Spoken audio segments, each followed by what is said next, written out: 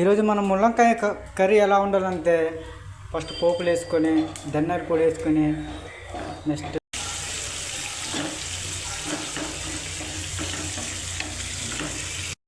ఈ ఉల్లిపాయల మీద కొంచెం పసుపు మనం జల్దాం.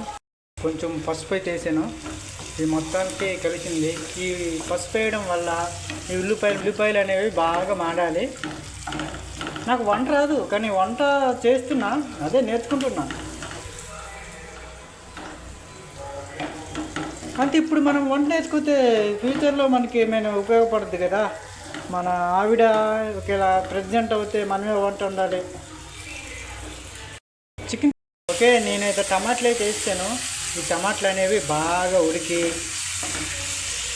ముల్లంకాయలు చిన్న గిన్నెలో అయితే నేను ఉడకబెడుతున్నాను. ఇది ముల్లంకాయలు టేస్ట్ రానికి కొంచెం బాగా ఉడకాలి కాబట్టి నేను బాగా తిప్పి మీకోసం ఫ్రెష్గా ముల్లంకాయ కూర అయితే రెడీ చేస్తాను.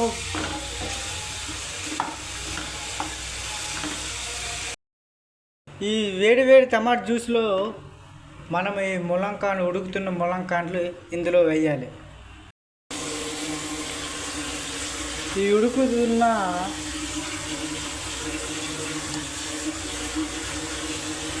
దీన్నే ముల్లంకాయ కర్రీ అంటారు. తింటే మరి మీరు ఒకరు టేస్ట్ వేరే.